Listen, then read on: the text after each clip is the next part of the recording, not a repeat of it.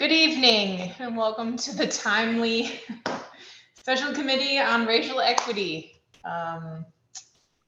Welcome everyone. Thanks for your patience. It is 7:21. We're going to get started right away. Welcome to everyone. Welcome to Bob Bender and Camelia Tepelis and Martin Wolpoff.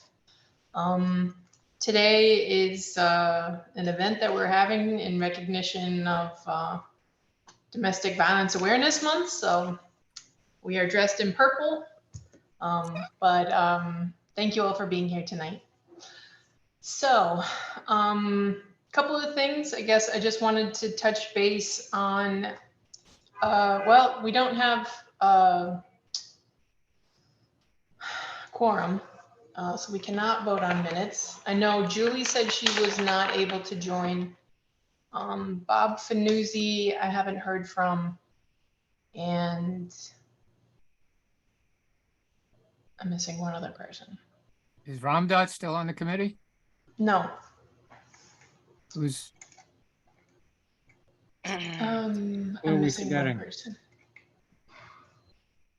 That must be it. Julie, oh, myself, I should probably count myself. So it's the three of us, Bob Fanuzzi and Julie Reyes. Julia Gomez? Is she on No, the she's committee? not.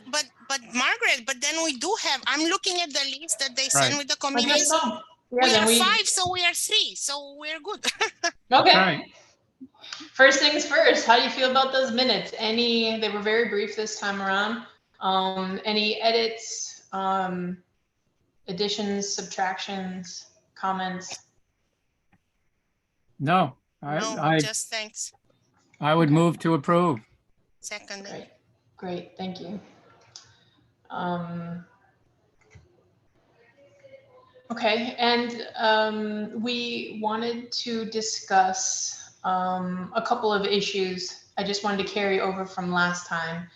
So one, the interim report. I know that's something that we had discussed previously, and whether to make changes on it or how we wanted to proceed on that. So I just wanted to touch base and see if either of you two had a chance to take a look at it and see what your thoughts were. I did, Margaret, and a couple of things. I read Marty's letter, Marty Wolpoff's letter to us, in which he raised a number of points, and I went through the report with his letter in hand, and I think on several points he's correct, and we should make some modifications to the report in one place or another. I could go through that. I don't know. Do you have the ability to call up the report? Sure. And share your screen? Sure. Okay.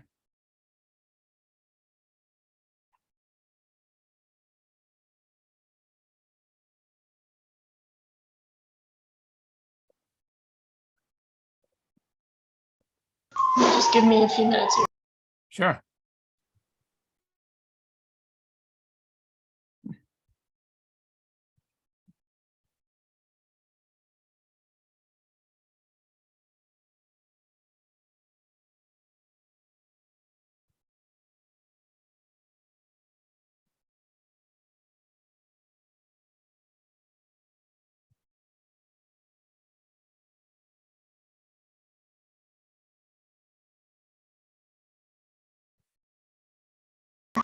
Okay, I will share my screen.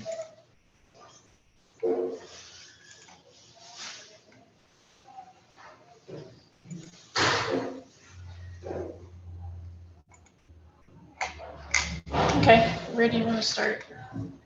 So I have Marty's letter in front of me, and let's start on page 1.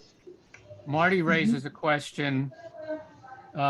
He says, on page 1, you identify several contemporary issues which committee members think are significant. One such item is your calling out the intentional activities of Republican elected officials and their party. He's correct that we need to walk a careful line here, to make clear that we're not taking political positions. Mhm. And I think if you look at the first bullet point, I think it's the first, no, I'm sorry. It's the second bullet point where we say certain elected officials of the Republican Party and their agents and allies, et cetera. We should just delete that language because the issue there, let me just make sure I'm looking at the same thing. That's it. This is interesting. I'm looking at a slightly different document from what you have open, Margaret. Mine is dated June 30th, 2022. I don't know if that's the Yes. same. Mhm. Isn't that odd? Okay. Unprecedented. Okay. It looks like somebody has already made that deletion because, oh no, I'm sorry. Now No, it's here. it's the third. It's the third. Mhm. I beg your forgiveness. It's the third one. So what we should do is just eliminate the reference to the Republican Party and leave in the reference to white supremacists, which is accurate. I do think we're still looking at slightly different documents. But we should not be calling out anybody by their political affiliation. We should be calling out ideology such as, white supremacism and that sort of thing. That's totally within bounds. But, criticizing somebody because of a political affiliation is not something we should be doing. Yeah, my only, if I may, oh, no, don't take it out. Margaret, Just yeah. give me a second, please. I'm the host and I have to let people in and I'm also sharing Yeah, and maybe that person's gone. I missed them. Anyway. Okay, go ahead. No, just one. Of course, in agreement with what Bob said. I mean, it's just a matter of removing 3 words of the Republican Party. No, more than 3 words of the Republican Party and their agents, and allies. So that it stays comprehensive, intentional efforts by certain elected officials, and we jump to the next comma to undermine the nation's democratic electoral process in contravention of the Constitution and the rule of law. This would make it not linked to any particular party and not nominating any particular party. That's right. Okay.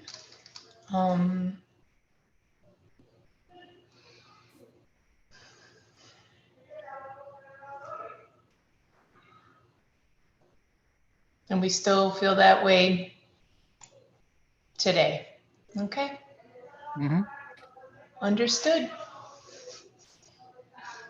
Okay, Marty's second point was, he says on, One second. I'm sorry. Excuse me? Sorry. Okay. Marty says on page 13, I do not understand what you mean by hold public or private hearings. And again, I think his point is well taken. And I'm not even sure that what we really mean to say there is public hearing. I think what we're talking about is public meetings. There is a distinction between the two. But definitely, there shouldn't be a reference to private hearings or private meetings. That's not what we do. That's not what we're committed to do. But is this lifted directly from the New York City Charter? I mean, this seems like it's from the city charter, no? It says, according to the New York City Charter, a community board shall, but, and I did not have the opportunity, Margaret, to check against the city charter, but I don't quite understand how a public, how a community board can hold private hearings. I'm not even sure I know what the term means. What constitutes a private hearing. But, if it's in the city charter and it says this is what we're entitled to do, then I agree. The problem's not with us, the problem's with the charter. But again, as I say, I did not have a chance to check against the city charter. Okay. I mean, as we all know, we're a public body, and anything that we do, any meeting that we hold, any hearing that we hold has to be public. So I don't understand if there is an inconsistency. I don't understand where it came from. All right. We'll look at the charter. I mean, we can put a pin in that and come back to it Okay. if you want.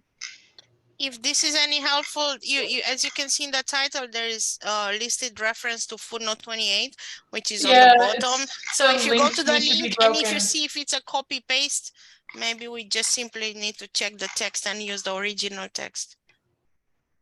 Yeah, I looked at the link. It's broken. There isn't a link there. I don't know what happened to it. And things like this, by the way, broken links or non-functional things also need to be checked in the big picture of edits. All right, we'll put a pin in it and we'll come back to it.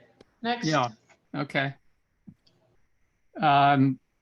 Marty's next point was on page 18. You note the special committee anticipates meeting monthly with announcement of meetings in accordance with the bylaws of Bronx Community Board 8, Robert's Rules of Order for Parliamentary Procedure, and the New York State Open Meetings Law. And Marty comments, while our bylaws and the Open Meetings Law dictate how our meetings are to be conducted, Robert's Rules of Order are used for guidance, not as a dictate. I think this is really just a matter of slight modification and clarification, because we do follow Robert's Rules of Order, but they are, they're for running meetings. We're obligated to follow the bylaws of the community board and the New York State Open Meetings Law. I mean, we're bound by those, by our own bylaws and by the State Open Meetings Law. Robert's Rules of Order is something that, that almost every organization uses to run its meetings. It's advisory.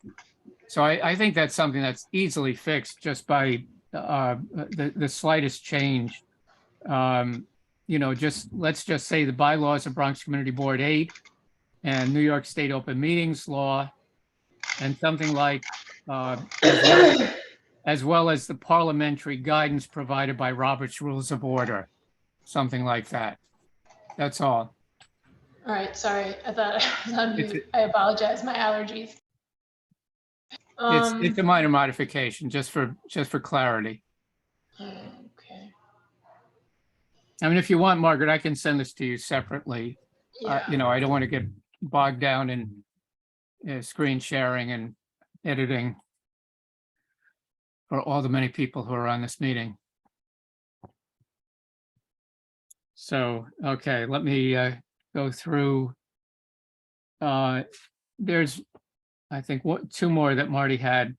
On page 18, same page we were on before, you note that the committee may circulate drafts among members in advance of a scheduled meeting, and Marty says this is correct. However, it does echo the debate held last year about what committee members can do with the draft prior to a public meeting. I don't think we need to change anything. We just need to make sure that everybody in the committee understands that if we circulate documents among ourselves, we can't take any formal action without taking that action at a board meeting or at a committee meeting. So I hope we all understand that. It's page 18.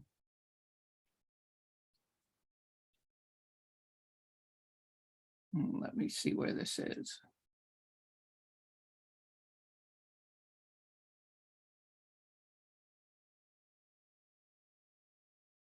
Yeah, it's that small paragraph on page 8. Oh, okay.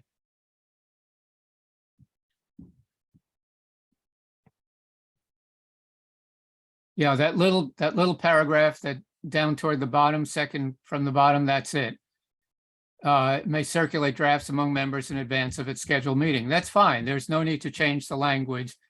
It's just a matter of everybody making sure we understand that when we circulate these drafts, it's among the committee members. Anything we decide we want to do, we have to bring back to the committee meeting, and we have to do publicly. Is that clear, or is that confusing anybody? Okay. So let's see. Marty then says on page 21, you recommend that the committee should identify and propose solutions to any gaps identified as part of its district and/or community needs annual reports to the mayor, borough president, and council members responsible for appointing future members. Marty says here that what seems to be the intent of this recommendation is the presumption that the scree committee should be the voice of the community board with respect to the above mentioned elected officials.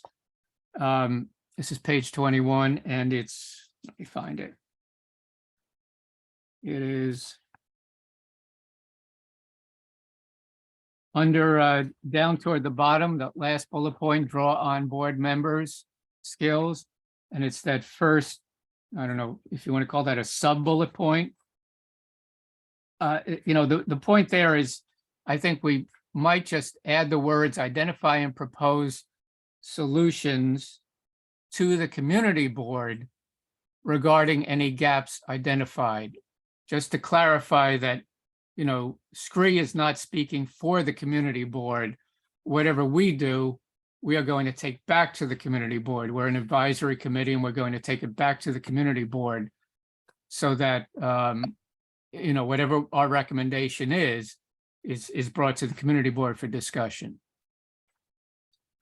So I would say under that little bullet point, identify sub bullet point, I don't know what you call those things, identify and propose solutions to the community board regarding any gaps identified, blah, blah, blah, blah, blah. Okay. Is everybody following that, or have I put you all to sleep? You didn't put us to sleep, Bob, but Okay. personally, I have to say I have further questions on this point. Because it's in my view, it's a possibly an overly ambitious point. And mind you, the final of this line is blah blah blah blah blah to the board president and council members responsible for appointing future members. In other words, we do kind of pick on, for lack of a better word at this time, on the appointment process, which we kind of discussed quite extensively actually last year, and we were a little bit uncomfortable even to put forward the resolution, sort of calling out for these entities that appoint board members such as ourselves and Right. kind of calling them to it, right? While this point kind of alludes exactly to this point that we were uncomfortable with. So I don't know. And also, honestly, even in the beginning of the sentence, I feel like it's pushing it a little bit. I mean, how to say, we are a committee on special committee on racial equity. It is a little bit presumptuous to say that the 5 of us will identify and propose solutions to any gaps identified as part of whose district? I don't know. Community Board 8 district and community. You see what I'm saying? It's a little bit much of an expectation, possibly. So I don't know. I just wanted to kind of flag it that maybe there are more issues to discuss as far as this point. Maybe you want to highlight it and kind of when we go through the end of it, we leave it flagged and we readdress it comprehensively when we make a plan. Yeah, I don't, I hear you, Camelia. I don't have a problem with identifying and proposing solutions to gaps, but I think we should be reporting to the community board and leave it at that. I think throwing in the mayor, the borough president, and the council members is a bit of overreach. I agree with you on that. So I think you identified a larger problem. I agree with you. You okay with this, Margaret? I mean, I think it's very passive. I think we're reading a lot into it. If that's where we want to spend our time, sure. I mean, we're referencing that in the recommendations, this recommendations from June 2020 or September 2020, somewhere around there. Listen, if that's what we'd like to edit, great. Sounds good. Mhm. Next. Okay. There's only one more. Marty comments that I'll read this. On a personal observation, I offer the following consideration. It is the presumption for this committee that racial equity needs to focus on the needs of a specific group of people. However, as noted through the demographics that you have researched and presented, your report can provide the forum for denouncing all hate and discriminatory activity, either overt or subliminal. You could denounce anti-Asian and anti-Semitic and sexual discrimination. In fact, that's exactly what we do. And the statement that we finally came up with, which is on the community board's homepage, is the statement that says exactly that. You know, discrimination and hatred. I don't have it in front of me, but it's on the community board homepage in all its forms. It refers to gender discrimination, discrimination based on age, disability, and so forth. So it is, our statement is a very broad statement that goes beyond just one racial group or ethnic group to, there it is. Yeah, that's perfect. Thank you, Margaret.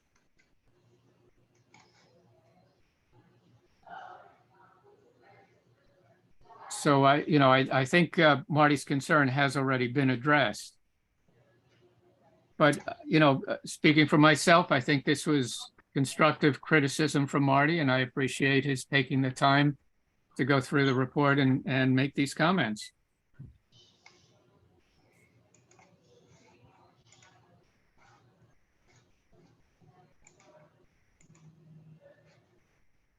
Okay, Bob, Camelia, did you have any other comments or edits that you wanted to make, or areas for follow-up on this report?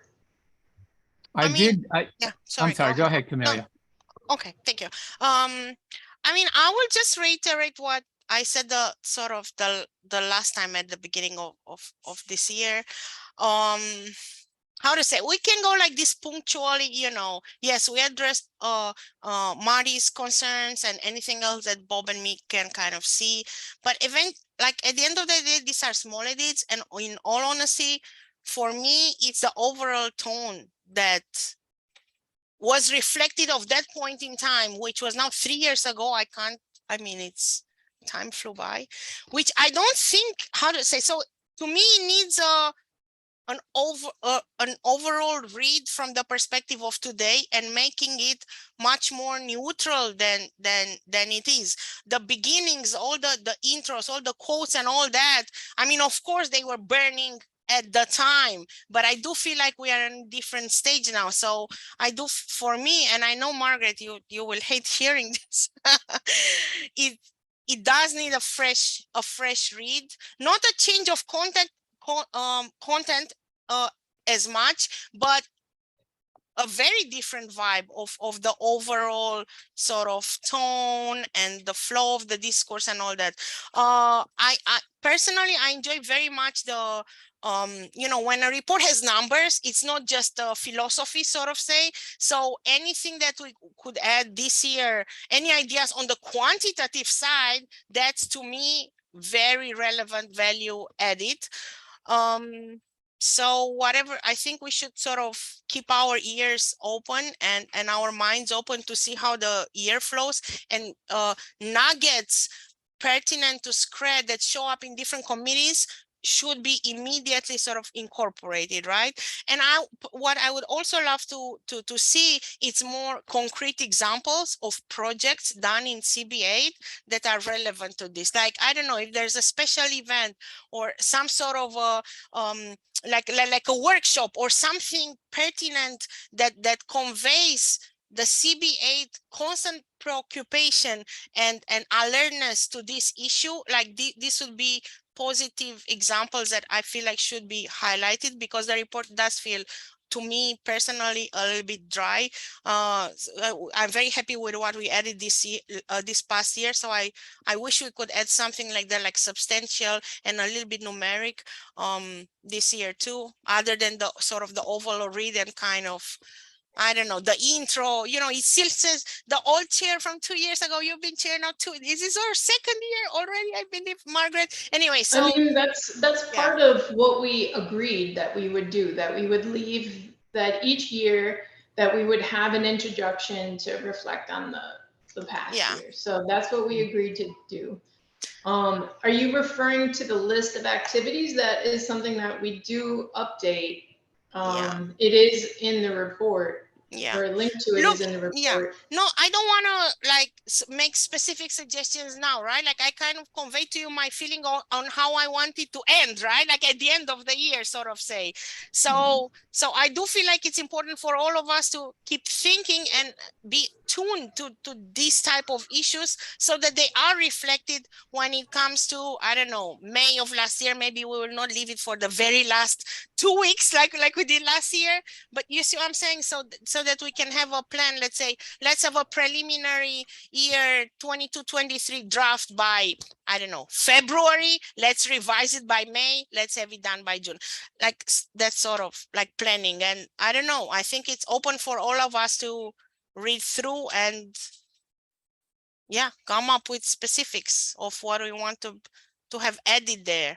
But the overall tone to me is like, honestly, like the biggest, I just feel like it's no longer contemporaneous with this year. I think it's contemporaneous with the year, what was it, 2021, 2020? I don't even remember anymore. So that's kind of, but that's a hard one to address. I acknowledge.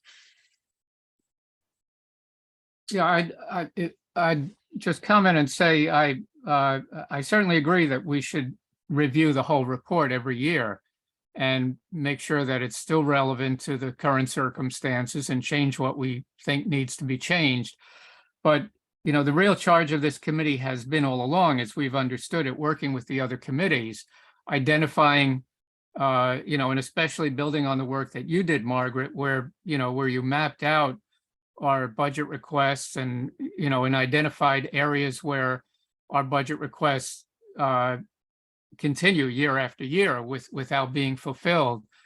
You know, I think our primary responsibility is to work with the other committees throughout the course of the year, advise them, recommend to them on making sure that equity issues are incorporated in what they do. In particular, as we start the process, as we do every year in January, of identifying our budget requests, and to make sure that we're keeping equity forefront in what we do.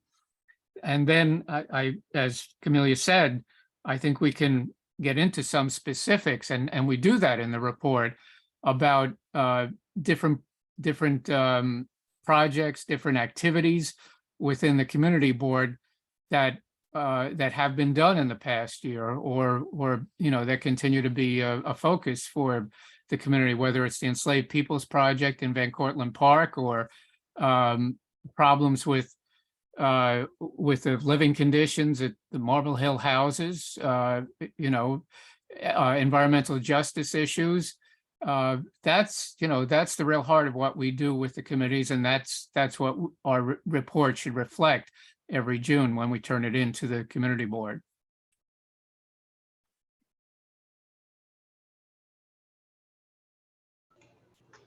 Yeah, I agree with you. I do have a real concern about how it is that we move forward with other committees. I honestly, I don't see like an easy next step. So that's something I'd like to be able to talk about. And Could I offer a suggestion, Margaret? Sure. Next week, we have the board meeting on Thursday of next week. And, you know, every time we get to the budget committee, David Gilman reminds us we should be starting the process of identifying, you know, what each committee thinks are its priorities for the year.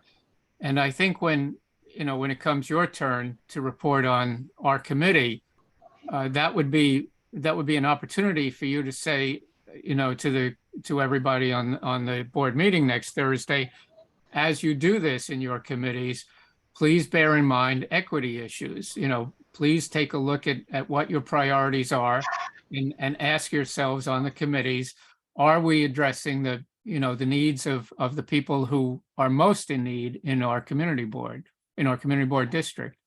So, I mean, that's a good way to start the process, I think, next week.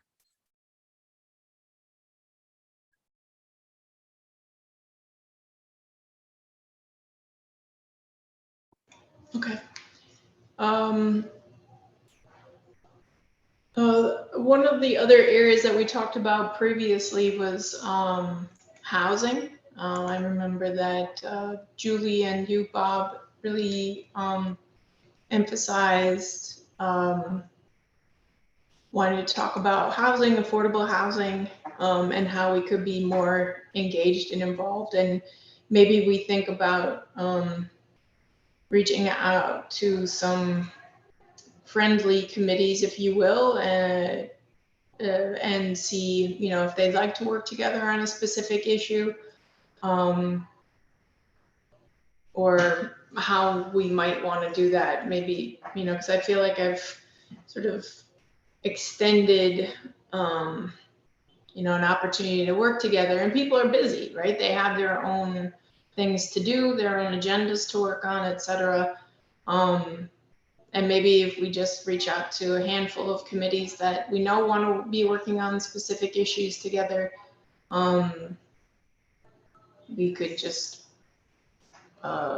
you know, begin sort of one-on-one work with a committee focusing on specific issues, having a joint conversation together, etc. So look, I'm looking again at the list of committees. In land use, our ambassador is clearly Bob Better. And in housing, we have Julie Reyes. So those are clearly our sort of conduits to those committees. But then it's up to the chairs of those committees how they sort of choose to address and respond to our call, right? So it could be maybe helpful to give like a format or something very simple, very small, you know, just to sort of suggest a way for our expectations and our our need for support from these two committees to be met, right, from their end. That's all I can think of suggesting. No, Camelia, I agree with you. The two committees where affordable housing is most relevant are land use and housing. And that's Chuck and Stephen Vasquez. And yes, so Julie and I think Julie's actually on land use as well, but if she's on housing, that's great. I'm not on housing. Correct. I'm sorry, of course. Yeah. And we actually have started this conversation in the land use committee. And I think what we really need to do is to focus on it a little more directly.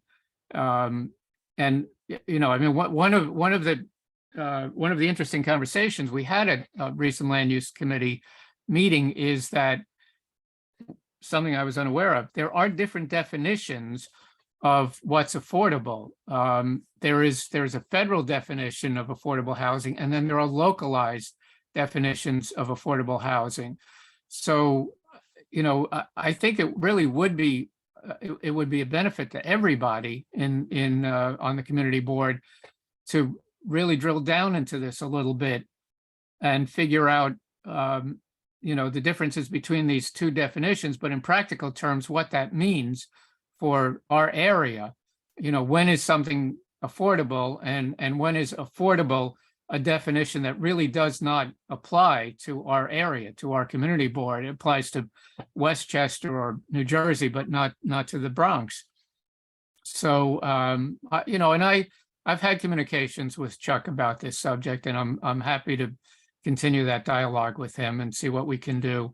And you know, I think it would be good if we could talk to Julie and ask Julie to, you know, talk to Stephen Vasquez and bring it up at the Housing Committee. So, so Margaret, thanks for bringing it up, and Camelia, thanks for your input as well. Yeah, just one more level to that, Bob.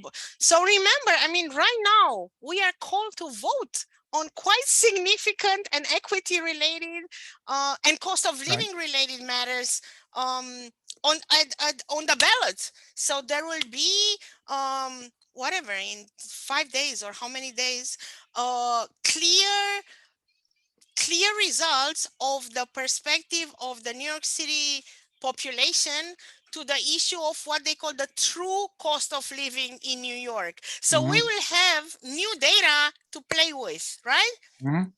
Absolutely valid data collected across the city. So I think that will be quite interesting.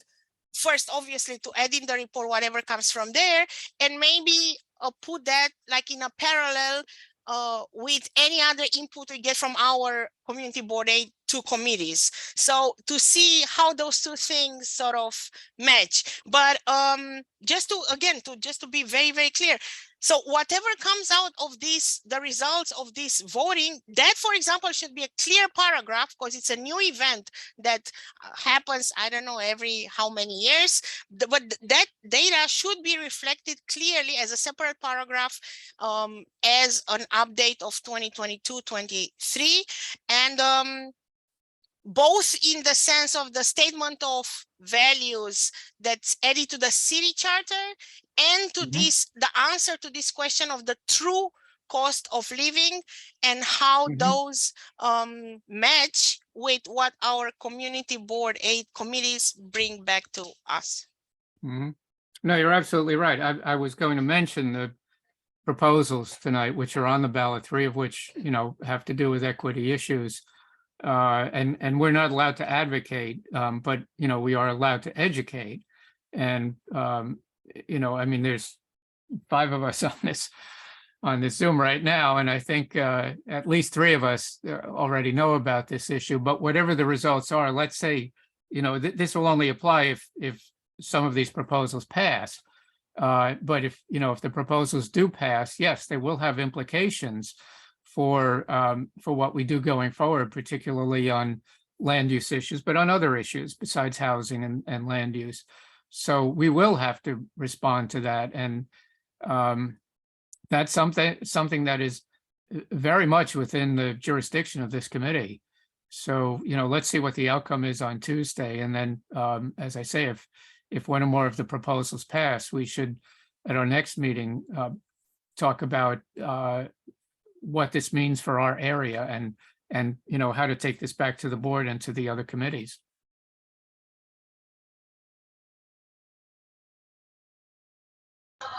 Okay, that sounds good. I did mean to update the report also with the updated data from the borough president's office, but I forgot about it. So I'll do that. And Bob, if you could send me, you know, what language you want me to include here Sure. on the draft. And Camelia, if you'd like to rewrite this whole report, I would welcome that. I don't think you would want me to. I know, I hear you. I'm not I know, really I know. an academic kind of person. Yeah, no, know. I know. What I can commit to do, and maybe it's the responsible and prudent way to do, though, Margaret, is to propose because it's really such minor wording changes, but you know, sometimes minor words really change tone, right? To track changes, to have a document and track changes and circulate it internally to you know, to all of us by, I don't know, February, and see if you sort of agree with the very open disclosure of the fact that I will probably remove some large chunks, removing them, putting them into, for example, an appendix or something like that, so that it's not, how to say, I don't want to lose work, because I think there's value in people having put their time there, but do make it a little bit more institutional, if you want to call it like that, not so much as an advocacy piece, which is how, to me, it reads right now, which are good parts and bad parts of that. But we are a city agency or a quasi-city agency, so I do feel that a neutrality in tone is important, and it's also conveying the message that we are how to say, within our bounds, you know, like within our bounds, and with annual objectives that we accomplish, with progress being shown and all that, but again, we like within our bounds, not as a I don't know, yeah, like an activist type of organization, but as an organization overseen by the city of New York, and adhering to the values and the principles of the city of New York. And there is a big development this year on that, modifying city charter. There's nothing higher than that.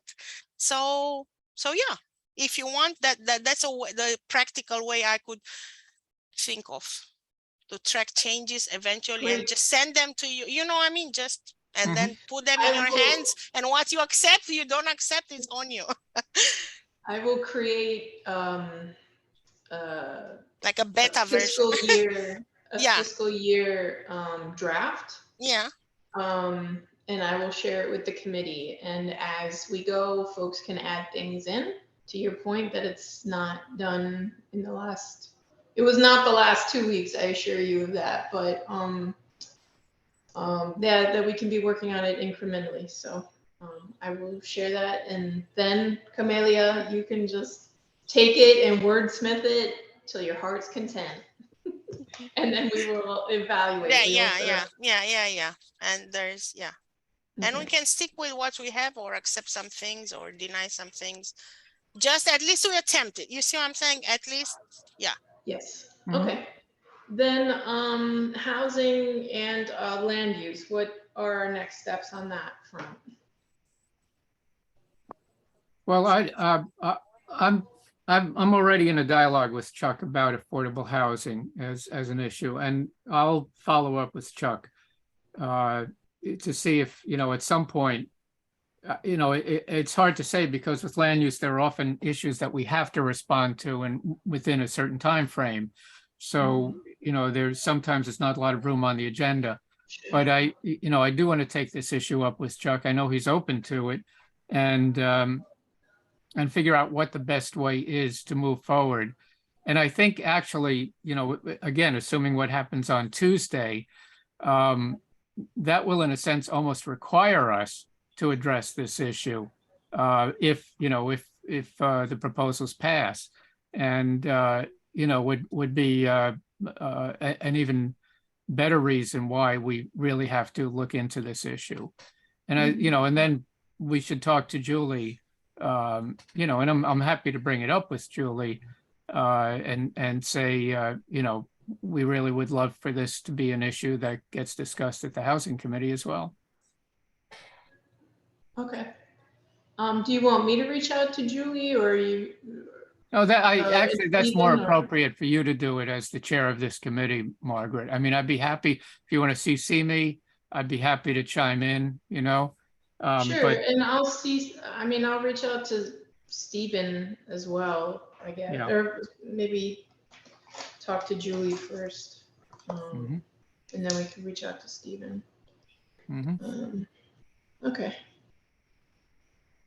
So if I may sort of try to resume in sort of the preliminary bullet points of our objectives this year for the report are: one, after Tuesday, convey the implications of this vote and its relationship to our two committees that are most relevant as far as housing, the housing committee and the land use.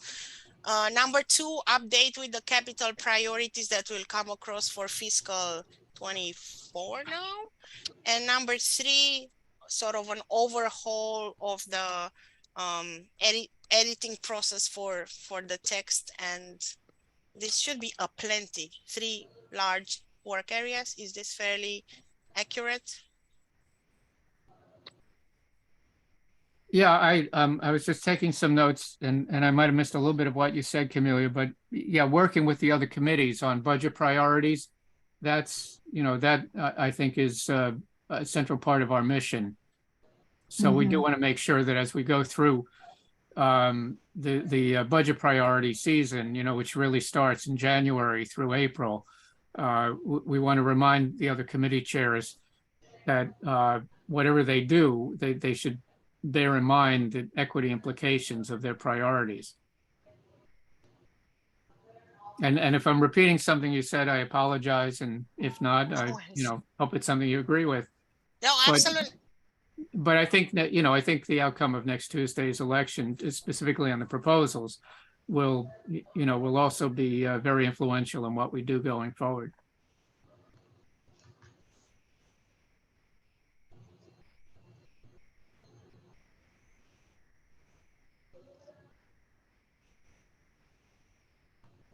Okay. Do we know that any decisions were made on the fiscal year 23 budget priorities based on information that we provided? What I can share just for the ENS committee where I'm chair is that we did receive feedback from the agencies on the issues we requested. I have 397 pages of feedback just from one agency, and I have 2 agencies related to my committee. So we are kind of still combing through it. Nothing specific that it comes to mind, but let me come back to you, Margaret, like next meeting with specifics if I find them. Yeah, as far as the ENS, I don't know how to go about learning from the other committees, but that's also something you're right, like we would need to hear, right? Like if we got stuff that we asked for, right? Yeah, Well, or even. I mean, we do, of course, we all saw at the October meeting what the priorities are for the board. It does vary from one agency to another. With parks, for example, they almost always respond the exact same way, which is that they support whatever it is we want to do and they have no money and we have to go to elected officials. But what I do know, from having been on that committee and briefly chaired it, is that we did indeed discuss equity as we drew up those budget priorities. And I think that's where, that's where the issue really matters. As you put together your list, you want to look at how it affects different parts of the community board district and make sure that, your priorities are equitably distributed.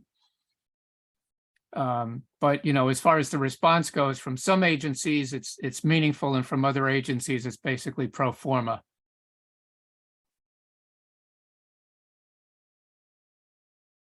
Yeah, let me share with you really a little nugget that I brought to ENS, because I accidentally sort of read through a different agency report, not the ones that I am sort of mandated to read, which are sanitation and DEP, Department of Environment. So I read through the HPD, Housing Preservation and Development Report, and just a little nugget there for you. They were saying how they do not recommend developers of affordable housing projects to come to community boards too early with information, but to wait until they do have more information and only then to to share that with the community board. Obviously, like when Karen or Bob, my members of ENS with decades of experience of this found this extremely entertaining. But it does kind of tell us a message that agencies are a little bit, how to say, I don't know, I'm trying to find a good diplomatic word, are a little bit aware that there is a lot of criticism and reluctance sometimes coming from community boards on projects that seem to overwhelm neighborhoods. See what we have now on the table, 160 West Van Cortlandt Park. Mhm.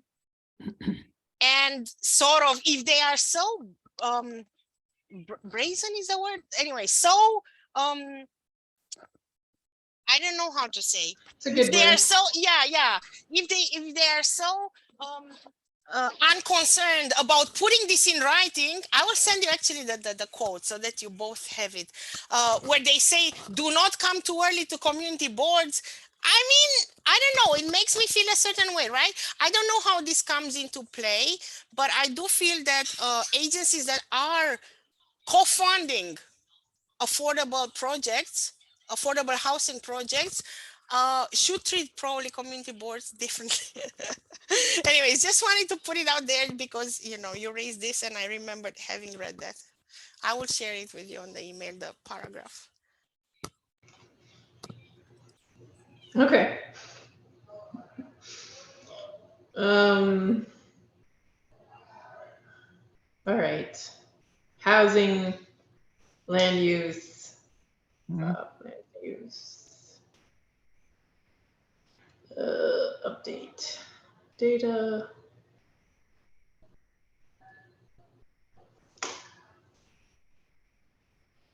Okay. Anything else we are missing from today? Just gonna check my little agenda over here. Mhm.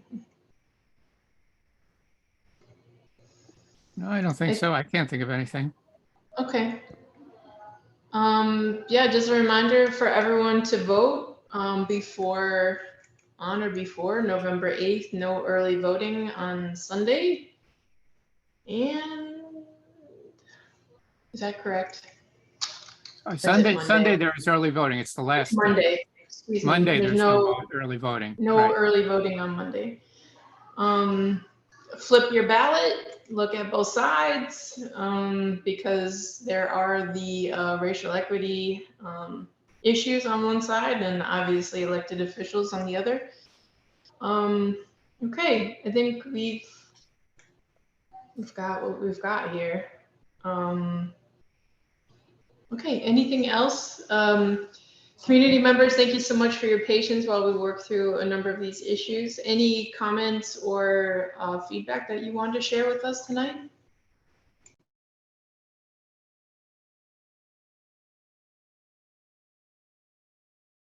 Okay.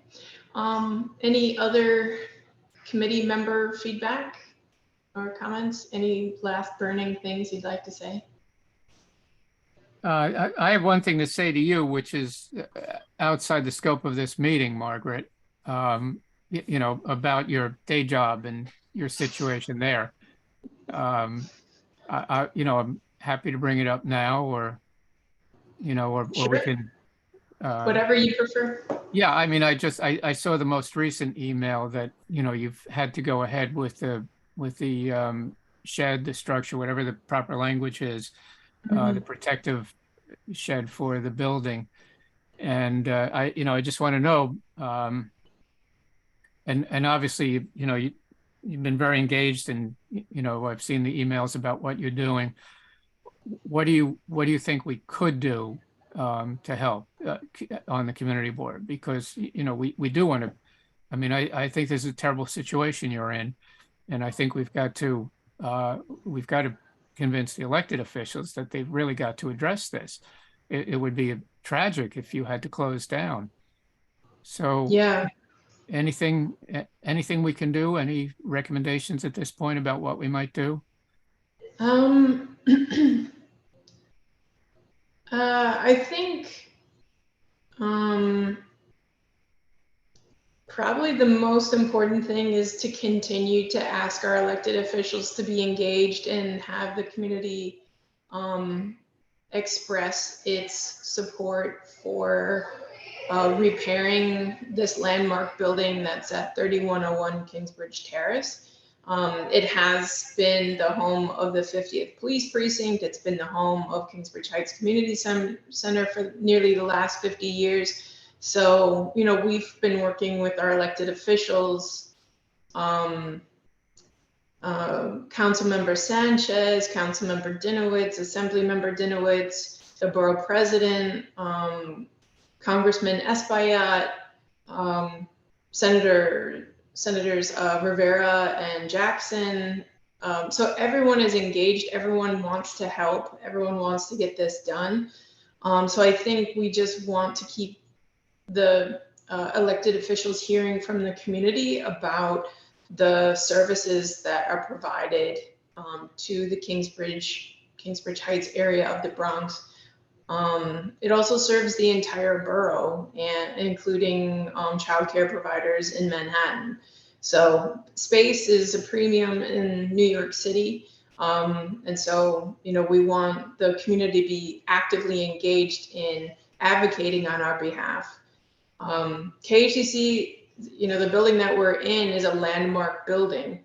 And so I know that land use has urged for beautiful historical buildings or houses in the Kingsbridge area to initiate paperwork to become landmarked, you know, to preserve the integrity of the history, the historical context, to the character of neighborhoods. And KHCC is also a part of that. This building is a part of that. It's, you know, 120 years old. It has beautiful architecture that has to be invested in. You know, it's a spectacular building.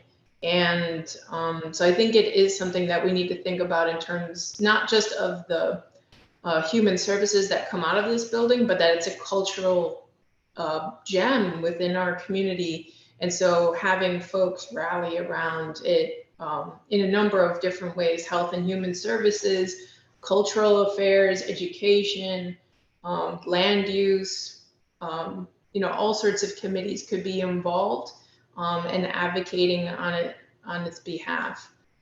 We are trying to work with our elected officials and hoping to speak with the mayor and various agencies like the Department of Cultural Affairs, New York City Parks Department, which owns this building, to try and bridge the gap on funding and make sure that we can, you know, the goal is that we continue to provide services out of this building for the next 50 years.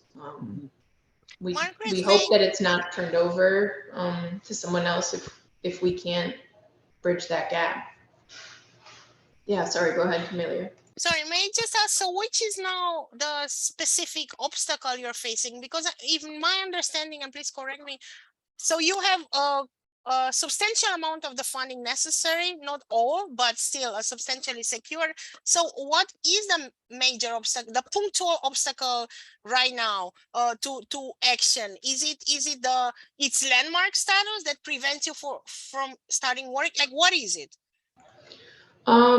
Well, right now it's that, again, the goalpost has moved again. We have just shy of $3 million, but now, since we're still waiting on, you know, during the pandemic, costs changed for everybody. But now the budget's at 4.2, and that's just projected for prevailing wages in 2023. So the goalpost keeps moving. The conditions of the building keep accelerating.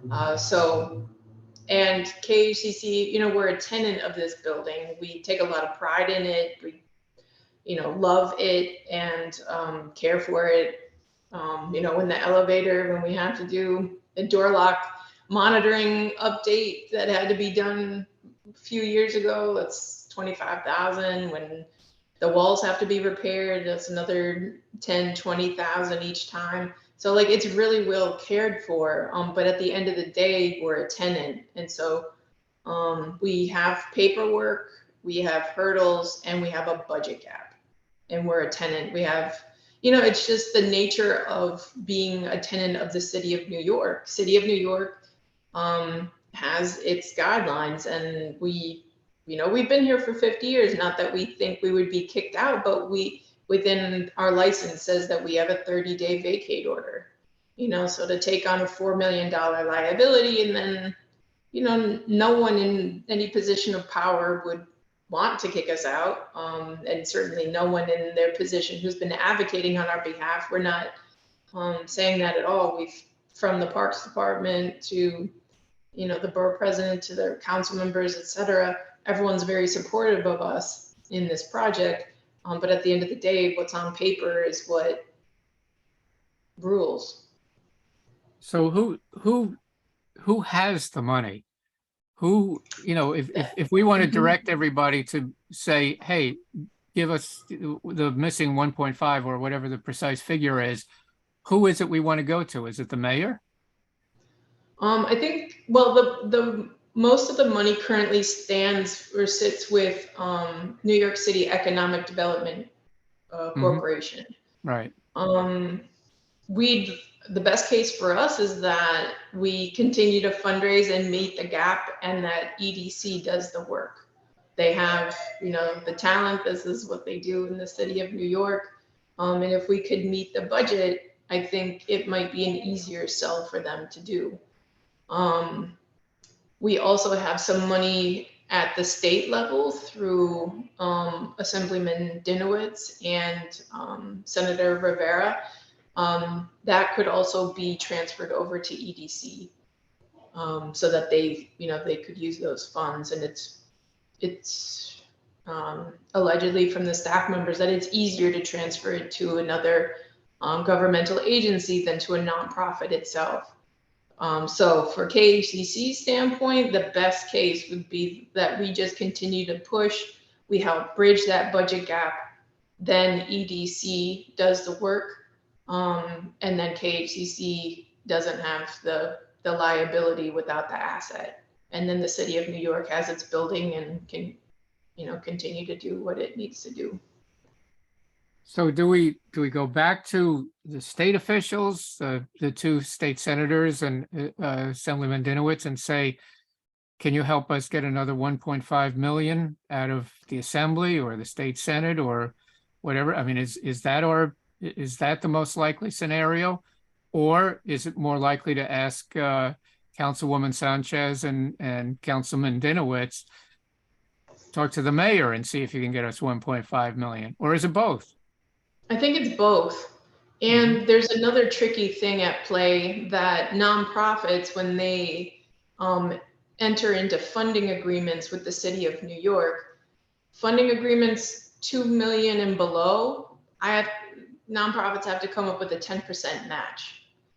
Any funding agreements, any agreements that have above 2 million, anything above 2 million is a 50% match by nonprofits. So it has to be non-city dollars. So that's kind of another wrench in the works. Now, if it moves to EDC, can that just be city dollars? Can that be city and state dollars? Does it have to fall into that match category? Or will they just say, you give us what you can, you give us what you can, and at the end of the day, we need that $4.2 million, and it doesn't matter which percentage is coming from where? That's a question I don't have answered, because we're not there yet. But nonetheless, yeah, I think the Bronx delegation, whether it's the city, state, or federal government, we're just trying to reach everybody. So whoever can kick in is who we want, who we want to talk to. I'm just thinking, since this really concerns the structure of the building rather than programs, I'm just wondering if Congressman Espaillat can get his hands on some infrastructure money, because I know there is infrastructure money out there. I wonder, and you know, that would come without complications of raising 10% or anything else. I wonder if that might be the neatest solution, if it could be done. You know, Potentially. We have been in conversation with his office. Again, as a nonprofit, there's usually a match component. So like with a $4 million match, we couldn't exceed a federal ask of about 800,000, 850,000. It has to be basically a I'm not really going to be too accurate on the percentage, but basically it has to be about a fourth of your total budget. So it's And not, that's- you know, $1 million. It's under that, and I'm blanking right now on the rationale behind it. But there is a match component. Now, if it's just the federal government to the city of New York or to New York City EDC, I don't know that still holds. Or if they could just help us bridge the gap. So I wonder if what we really need to do is, I know it's hard to arrange a meeting with more than one elected official at a time. But I wonder if we couldn't try to do that and pull, you know, we won't get the elected officials necessarily, but 2 or 3 of them get their top aides and get everybody on one Zoom at one time and see if, you know, we can think this through. But we really need clarity on exactly what we have to ask them for. But you know, I mean, I understand the urgency of the situation, and I think, you know, we really do, and I've had conversations with the other officers. We really do want to try to resolve this problem because we know that time is not on our side. You know, the building's going to continue to deteriorate, and the longer we put this off, the more costly it's going to be. So, absolutely. yeah. And we are hoping to have the Bronx delegation over for a visit in the next several weeks, hopefully before the end of the calendar year, just so that everyone can be here and be on the same page. But definitely we're, I think a Zoom conversation with everyone on board is a good one. So I'll circle back to some elected officials who have been taking the lead on some of these conversations, and yeah, I'll push for that. Thank you. Yeah, and let us know, because you know, I think the community board, some of us ought to be in that conversation as well, just to underscore the need, you know, and the urgency of the situation. But we have to be very clear about what we're asking for. So. Yeah. Okay. All right. Well, let's stay in touch on this, Margaret. Okay.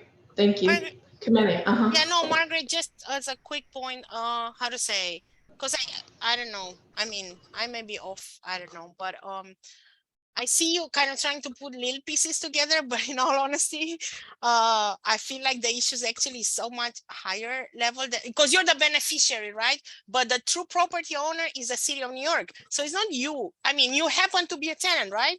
It's not you. It's the city of New York that has a problem with this large building. Look at the Armory across the street, not across the street, 10 blocks down, and the gigantic problem that became and still is and failed multiple times in being resolved. You're like a mini Armory situation, and it's not you. Again, you're the tenant. If you decide you can move tomorrow in a fancy new building, unfortunately, likely won't be in that area. You can move tomorrow, right? You give them 30 days notice. How to say, I mean, I know you're trying everything, I know. But the way I see it, because the way I saw, for example, you know, other massive projects that nobody knew how to put the pieces together. Honestly, see capping of the cross Bronx highway, right? And now $2 million just popped up from Congressman Ritchie in the budget, in the federal budget, and it will trickle down to the appropriate state agency, the city agency, and done, right? The study. overnight, like literally. So if I were you, I would push EDC because it's their property to ask for federal money and let federal give EDC and EDC take charge of the whole project. And you're at the end of the day, the beneficiary. You're like the tenant, but it's their property that has a problem. And if I would be you, I would say, keep saying, look at the armory. This is an armory that's being created here. Another armory like problem of a historic building of valuable importance for this neighborhood. It is happening right now. We are in the preliminary phase. So let them bring the money because it's their problem. And I don't know, again, I mean, what all that Bob said, right? Like from community board level, like anything we can do to help, we are here for you. Thank you. Yes, I agree with you.